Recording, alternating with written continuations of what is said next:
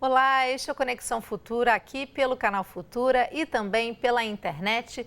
Saiba tudo sobre o nosso programa acessando o site futura.org.br/Conexão Futura. As crianças são naturalmente curiosas e a cada nova fase da infância, um mundo de possibilidades se abre. Ao engatinhar, elas começam a explorar lugares da casa que sempre quiseram alcançar. Quando começam a andar, então, as descobertas ficam ainda mais interessantes. Mas as crianças pequenas não sabem avaliar o perigo. Por isso, qualquer objeto que encontrem em casa pode se transformar em brinquedo. Daí começam a correr os pequenos acidentes domésticos. Além das quedas e tombos comuns dessa fase, os choques elétricos também preocupam. Por exemplo, segundo uma recente pesquisa da Associação Brasileira de Conscientização para os Perigos da Eletricidade, entre 2014 e 2015, o número de crianças com até 5 anos que morreram por choques elétricos aumentou mais de 50%. Segundo o estudo, os choques foram causados principalmente por tomadas sem proteção, fios desencapados e extensões. Bom, no programa de hoje vamos falar sobre os cuidados que pais e responsáveis devem ter para evitar os acidentes domésticos. Afinal, manter uma criança saudável e segura é garantia de qualidade de vida para toda a família. Mas será que o excesso de segurança pode prejudicar o desenvolvimento? Bom, para essa conversa eu recebo Gabriela Guida de Freitas, coordenadora nacional da ONG Criança Segura. Boa tarde, Gabriela. Obrigada mais uma vez pela presença. Eu que agradeço pelo convite. A pediatra Mônica Rodrigues. Boa tarde, Mônica. Boa tarde, muito obrigada. E Elias Tamashiro, bancário e pai do Enzo, que tem 1 ano e 8 meses. Boa tarde, Elias. Boa tarde, muito obrigado pelo convite. E você em casa, claro, como sempre, também é nosso convidado. Acompanhe o nosso programa aí ao longo desses 25 minutos. Bom, Elias, você é pai do Enzo, como eu já disse aqui na nossa apresentação. O Enzo tem 1 ano e 8 meses e é aquela idade que a criança quer descobrir tudo, né? Eu sei porque eu sou mãe de uma criança de 1 ano e 3 meses e estou passando aí por essa fase também. Como é que é a preocupação de vocês com a segurança do Enzo? Ele já teve algum acidente doméstico que trouxe essa preocupação maior para vocês? Ou esse é um hábito já da família? Na verdade, a questão de preocupação com a segurança do Enzo é porque as casas elas foram construídas para pessoas adultas, né? A gente tem um discernimento de entrar na cozinha, entrar no banheiro e saber o que fazer. A criança não. Então, nós temos que criar obstáculos que ela não atinjam, a cozinha e o banheiro.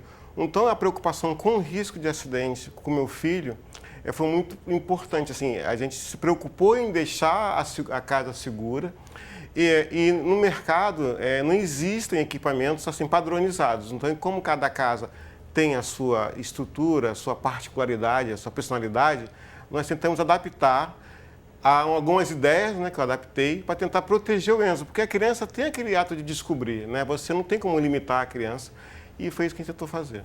A gente tem umas fotos, eu queria já mostrar, que o Elias mandou para a gente, de algumas providências que eles tomaram em casa, né? Por exemplo, botar uma barreira para entrar na cozinha, isso, né? No banheiro também. É verdade. O que mais? Vamos passando aí. O que é isso aí, por exemplo? Isso aí é o banheiro, você pode ver que tem ali um obstáculozinho, que é uma espécie de trava. E por que a gente objetivou colocar uma trava de madeira e não aquelas portas retráteis? Por quê?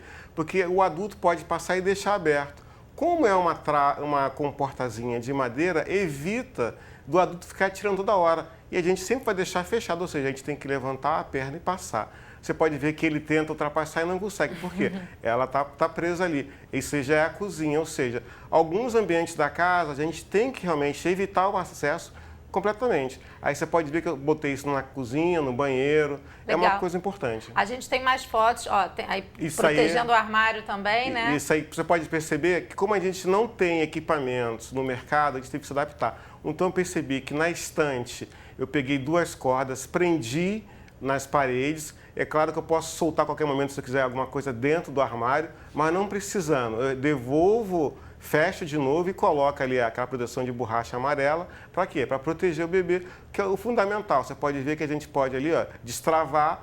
Para você ter acesso ao armário quando você quiser. Exatamente, você pode observar que também é uma borracha, né, para evitar que a criança puxe e se machuque e, ao mesmo tempo, ficar visível. E a cor amarela para poder dar uma atenção à criança, perceber que é área de atenção, porque é bem importante a gente dominar com as cores. A gente vai... Tem mais fotos que eu vou mostrar ao longo do programa. Eu quero trazer essa conversa para a Gabriela. A gente percebe que a família do Elias tem essa questão da preocupação em casa, né? Se mais pais se preocupassem, como a família do Elias, a gente conseguiria diminuir os riscos, porque como a gente falou aqui na abertura, a questão do acidente pode prejudicar todo o desenvolvimento da criança também, né? E é bom para a família também, né? Que a criança não sofra acidente, né, Gabriela?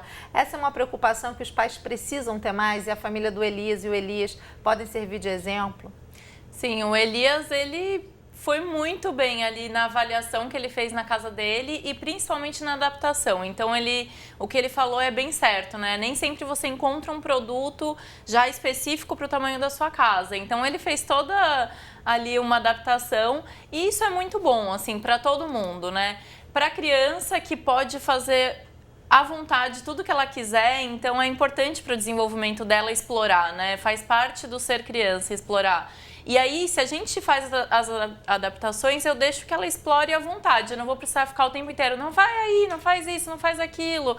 Então, para a criança é ótimo, para a gente é muito bom, porque a gente fica mais tranquilo, sabendo que os riscos que ela consegue acessar são mínimos, né? A gente tentou prever tudo antes. Então, isso é muito bom. Mas o excesso de preocupação, Mônica, o excesso de cuidados pode atrapalhar o desenvolvimento da criança? No caso do ambiente doméstico, né, como a Gabriela colocou, a criança pode ir lá explorar, mas esse excesso também de cuidado que muitas vezes nós pais temos, né, Elias, com o filho, pode atrapalhar o desenvolvimento? Qual é o limite, né, dessa preocupação, que ela não se torne um excesso e que isso não fique ali tolhindo o desenvolvimento e a curiosidade da criança também? Pois é, a criança é curiosa, exploradora e não sabe avaliar riscos. Então, isso aí fica sendo a nossa parte, né? Então, acho que tem um limite sim, assim, a criança tem que ter essa liberdade para explorar, né? E essa liberdade tem que ser vigiada. Então, acho que uma grande dica é assim, a sua criança tem que ser vigiada, então tem que ter essa vigilância realmente o tempo todo para justamente você deixar a criança explorar, mas não tem que ficar toda hora limitando, não, para, aí não pode, ficar falando não o dia inteiro, que fica assim super cansativo.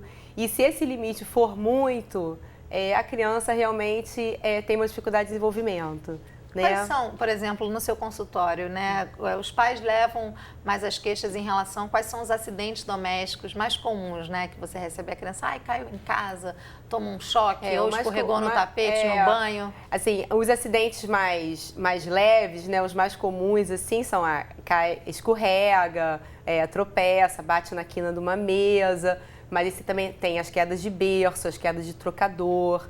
Então, assim, várias coisas podem acontecer dentro de casa e, assim, para cada idade você tem alguns cuidados especiais, assim, desde o recém-nascido, que você tem que ter cuidado com a água do banho para evitar queimadura, né? Uhum. Até um bebê de 4 meses que já começa a rolar, então já pode cair do trocador, cair da cama. A Gabriela está aqui concordando porque a ONG faz esse levantamento, né, Gabriela? Assim, até quando é muito bom, assim, bater essa experiência da Mônica no dia a dia ali do consultório com os dados que a gente monitora do Ministério da Saúde, que são dados oficiais. Então, a gente vê que as quedas correspondem aí à metade das internações de crianças, né?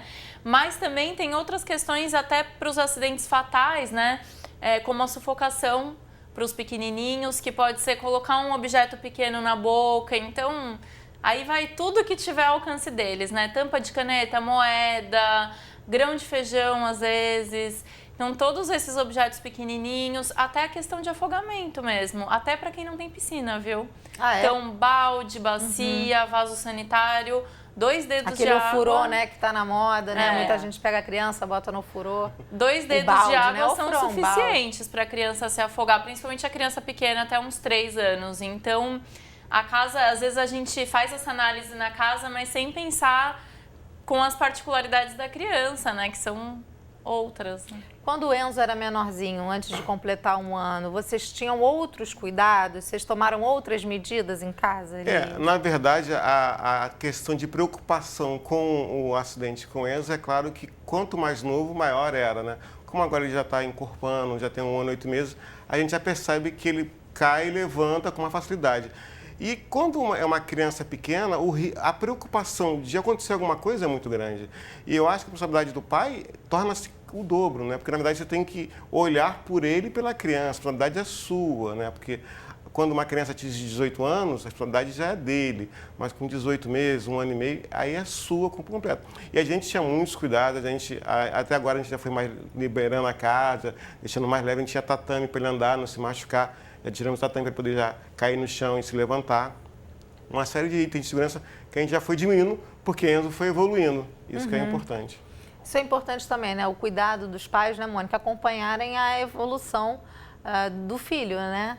Isso, porque é aquela história, cada momento vai ser uma preocupação diferente, né? Então, assim, com 9 meses, o problema já é o acesso, né, Gabriela? Então, assim, a criança já consegue acessar coisas que ela não acessava. Então, isso que a Gabriela falou de coisas pequenas pelo chão, o risco de sufocamento, o afogamento, assim, a água é super atrativa para a criança. Então, é isso, né? 2,5 centímetros de profundidade, a criança já afoga, assim. 2 minutos submerso já perde a consciência. Então, de 4 a 5 minutos já tem lesão neurológica que pode ser permanente. Então, essa vigilância aí é que é fundamental, né? A gente, na abertura do programa, tocou na questão dos choques elétricos, né? E esse dado me chamou muito a atenção, o número de mortes que aumentou até 50% entre 2014 e 2015 em crianças de até 5 anos. É possível a gente explicar esse aumento, Gabriela, e quais são as razões que podem levar a uma fatalidade, né, no caso de choque? Tem explicação esse aumento? A associação que fez essa pesquisa atribui algumas questões, né? Então, fio desencapado, ligação mal feita, ou aquela coisa da gente colocar um montão de aparelhos ligados na mesma tomada, né?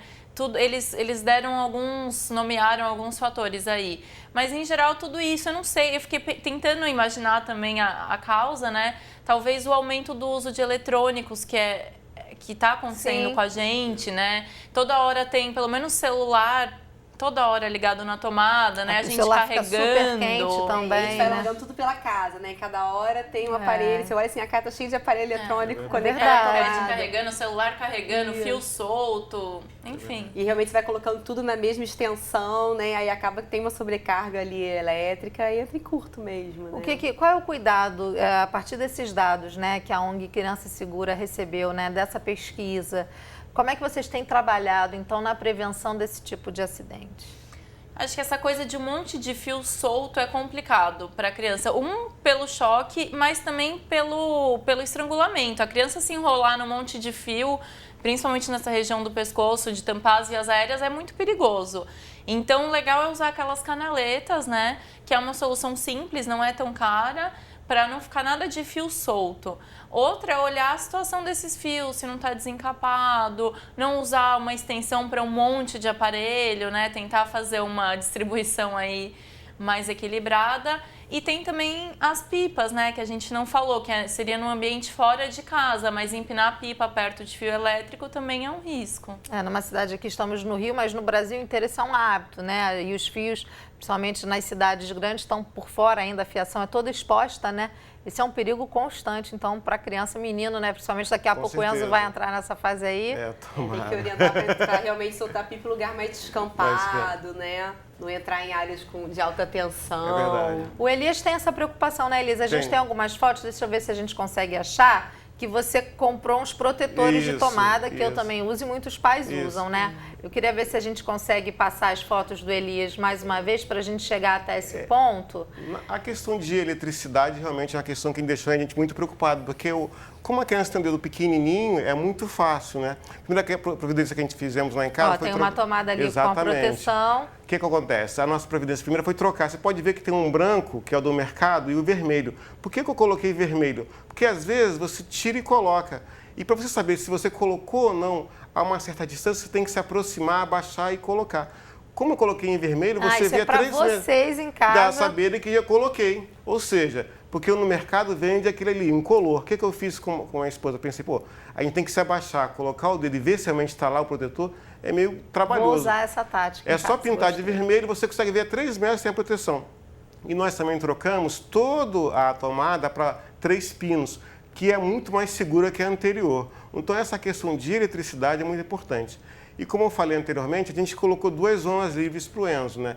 Que é a sala e o quartinho dele. Isso é o quartinho dele, ou seja, nessas 2 áreas, antes de ele ter acesso de manhã, a gente faz uma checagem, tanto da parte elétrica, de ver se tem essas tomadas estão presas, e a questão de algum equipamento. Então, com essas 2 zonas livres para ele, a gente fica tranquilo durante o dia inteiro. Você pode ver se quando ele era pequenininho, eu fiz uma barreira na sala, eu realmente liberei, fiz uma barreira realmente, que eu diminui o espaço dele, como eu falei, lembra? A gente vai aumentando o espaço dele de acordo com a idade. Ele era muito pequenininho, então eu limitei o espaço dele na sala. Agora já tem um espação que a gente está vendo. Já tem espação, agora tem espação. Tinha tatame antigamente, tiramos porque ele já pode cair, levantar tranquilamente. Porque a nossa cuidado era assim, a preocupação com o cuidado dele era muito maior quanto menor ele era. Legal. Gabriela, quem não tem, por exemplo, a possibilidade de comprar esses protetores que a gente viu agora nas fotos, né? Que muita gente tem acesso, mas outras pessoas não têm essa possibilidade. Como é que os pais podem, então, em casa, proteger as tomadas, né? De que forma eles podem proteger a tomada? Tem várias soluções aí criativas, né? Então, o esparadrapo é uma opção, mas não é fita crepe, tá? É aquele esparadrapo mesmo, que é mais grosso, que tem aquela cola mais forte. Aquele branco que a gente usa mesmo para fechar. Ou uma fita isolante. Por quê? Para a criança pegar a pontinha do esparadrapo e conseguir puxar, ela precisa ter a coordenação motora fina, que a gente fala. E até os pequenininhos não têm, né, Mônica? Então, às vezes, é até mais difícil para ele tirar um esparadrapo. Então, o esparadrapo é uma boa solução. Ou, para aquelas crianças que estão driblando até essa solução, colocar um móvel na frente, tampar a tomada, né? É uma ação rápida, simples e eficaz. Com os fios também você pode tampar, mas realmente a melhor solução realmente são as canaletas, né? Quais são os riscos, Mônica, por exemplo, de uma criança colocar o dedinho na tomada que não esteja protegida? Quais são os riscos para a saúde dessa criança? O choque elétrico é um acidente, assim, dos mais graves, né, que pode acontecer. A criança sempre tem que ser levada para o atendimento médico, assim, choque elétrico é diferente. Você vê uma queimadura de pequena extensão, você consegue contornar em casa, liga para o seu médico, né, e você consegue atender mesmo em casa. Agora, choque elétrico é aquele que tem que ir para o hospital, porque você pode ter alterações neurológicas, cardíacas, assim. Como é que o choque elétrico ele é sempre visível para os pais? Porque ele tem níveis, né? Não sei se eu estou falando alguma besteira, mas tem um choque mais leve, um mais forte. Às vezes um choquinho que a gente nem percebe muitas vezes. Às vezes a criança nem relata, né? Nem consegue nem relatar direito o que aconteceu. Então tem níveis sim de choque, né? Então assim, uma coisa muito preocupante são usar o ar-condicionado, quando eles ficam assim embaixo, mais abaixo da janela e fica a tomada embaixo. E ali assim é de alta voltagem. Então esse acidente assim se acontecer realmente é o acidente mais grave. E que pode levar à morte, levar a sequelas permanentes. Quer dizer, então tem que proteger também aquela área ali do ar-condicionado. E também se tiver um choque elétrico, tem que direto, não pode tocar na vítima, tem que direto desligar a rede elétrica e aí tirar a criança do local, da fonte elétrica. Tem que colocar um pano, equipar sua mão com um pano grosso, para encostar seco, para encostar na criança, poder tirar da fonte elétrica. Tá. É uma boa dica, né? Porque a gente muitas vezes não sabe como agir, né, Elias? É verdade. Porque, na verdade, você fica desesperado, né? Não tem como processar o que fazer naquela hora, porque é um processo novo que você não esperava e acontece. Você não está preparado, às vezes. Então, realmente, é uma dica muito boa. Que outros acidentes também a gente deve tomar mais cuidado, né? A gente falou de tombos, que são questões que fazem parte do dia a dia do desenvolvimento infantil, né? Um tropeção, um leve arranhão. Mas quais são os outros acidentes em casa? A gente falou de choque, desses mais simples, que os pais devem ficar atentos, por exemplo, na hora do banho, né? Um escorregão no banheiro, a gente até comentava antes do programa começar sobre acidentes com blindex também. Na hora do banho, por exemplo, Gabriela, o que é mais comum e o que a gente tem que ficar atento nesse momento? Acho que olhar a superfície, né, o chão, se a criança, quando começa já a tomar banho sem ser na banheira, né, é importante ter um tapetinho antiderrapante, porque é impossível uma criança ficar quietinha, paradinha, né? A criança é mais ativa mesmo, vai querer brincar, aproveitar essa hora do banho, porque eles gostam de água. Então, o tapetinho é legal para a hora do banho. Cuidar com os produtos shampoo, Os de criança normalmente não arde o olho, mas os nossos de adulto, se tiver o alcance da criança para ela pegar, isso pode ser complicado. Ou de arder o olho, assim, uma coisa mais básica, até tomar, assim, que é uma questão que a gente vê de intoxicação, né? Então, deixar as coisas, perfume, shampoo, tudo que é produto, assim, químico, fora do alcance da criança. E na cozinha, o ambiente da cozinha também é um ambiente perigoso, né? Questões de queimadura, forno ligado. Isso, a gente fala assim que teoricamente cozinha não é lugar de criança, né? Jamais. Mas a gente sabe que dependendo da realidade de cada um, né, Gabriela? É difícil, né? No dia a dia, assim, eu como mãe, às vezes você vê a sua filha e aí você tem que ir atrás. E às vezes você tá sozinha em casa, com três filhos, está fazendo um almoço, né? Então realmente é complicado. Você tem que ficar supervisionando aquelas 3 crianças e ainda dar conta da casa. Então, assim, se for usar o fogão com uma criança que tem acesso à cozinha, tem que usar as bocas de trás do fogão, com o cabo da panela virado para trás, deixar faca, objetos pontiagudos, cortantes, de vidro, mais perigosos, realmente botar num armário mais acima da pia, para evitar que a criança abra e tenha acesso. O Elias fez isso também, né? Elias protegeu alguns armários em casa. Na verdade, proteger da sala e a cozinha. Acho que o Enzo nunca conheceu a cozinha até hoje. E o banheiro, ele sempre, quando ele vai ou comigo ou com a minha esposa, a gente nunca deixa ele no banheiro sozinho. E a questão da cozinha é onde tem mais foco de perigo, assim, é onde eu tenho mais medo, porque realmente tem um fogão, tem panelas, tem faca, tem vidro. Então o Enzo realmente ele nunca acessou a cozinha, porque a gente já botou aquele obstáculo e raramente a gente tira, até porque a gente se acostumou à noite, vai fazer uma madeira para ele, a gente levanta a perna dormindo para poder entrar na cozinha. Isso aí. Porque como eu falei, a gente tem também que se policiar. Eu acho que a proteção é dele, o sacrifício também é nosso. O sacrifício é dele que está crescendo, mas os pais também que têm que participar, porque a vida mudou, né? A gente tem que entender que a vida mudou. Quando a gente teve filho, a gente assumiu aquela criança e assumiu que vai proteger. Eu acho que o pai ia proteger. Esse é um ponto importante, né? Porque a gente fala, a criança tem que aprender o que é não. Quando é que a criança entende o que é não, Mônica? Quando é que ela começa... Porque é muito fácil a gente falar, não, a criança tem que aprender, deixa o objeto ali. Mas a gente também tem a nossa responsabilidade de pai, né? De cuidador também. Quando é que a criança aprende o que é não? E quando é que a criança começa a ter noção do perigo? Até 1 ano e meio, não adianta, que a criança não vai entender o que é não. Até 1 ano, com certeza, você vai gastar seus nãos e a criança não vai entender. E até os 3 anos, 4 anos, a criança não tem nenhuma noção de perigo, entendeu? A criança vai ter consciência a partir de 6 anos, que ela começa a estabelecer a consciência dela. Então, é muito longo esse período para a gente deixar a criança assumir alguma coisa. Esse compromisso é nosso. Elias falando muito bem, é a responsabilidade dos pais, né, e dos responsáveis. E o pediatra também, né, nas primeiras consultas, também tem que dar essas dicas, isso faz parte da consulta de puericultura, né? Em cada momento de desenvolvimento, você vai avaliando como que está a criança e que passos ela está, para você poder orientar sobre segurança para essas famílias. Assim, eu costumo falar assim, que segurança é o melhor remédio, né? Então, é realmente para a gente atuar aí firme. Que bom. Olha, a gente está caminhando, já faltam uns 2 minutinhos para a gente encerrar o programa. Eu quero ir para a internet para mostrar aqui o site da ONG Criança Segura, que a Gabriela está aqui representando, ela é a coordenadora nacional. Gabriela, enquanto eu mostro o site, como é que os pais podem procurar a ONG caso queiram mais informações? Vocês também dão capacitação, né, em escola? Conta rapidamente aí um pouquinho do trabalho. O melhor jeito de falar com a gente é através do site, lá tem o nosso e-mail de contato, e a Criança Segura tem cursos tanto para professores, focado na área de educação, quanto para pais e cuidadores. Então, os cursos são todos oferecidos pela internet, são gratuitos. Lá no nosso site tem a agenda já do ano inteiro dos cursos. Então, os pais que tiverem interesse podem olhar lá.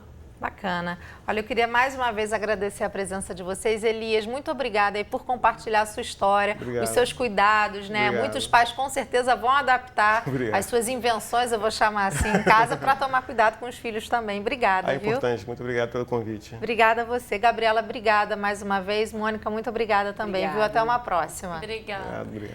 A você de casa, como sempre, obrigada pela sua companhia. E eu lembro que o Conexão Futura vai ao ar de segunda a sexta na tela do canal Futura e a qualquer hora do dia e da noite no nosso site futura.org.br/Conexão Futura. Até a próxima. Tchau!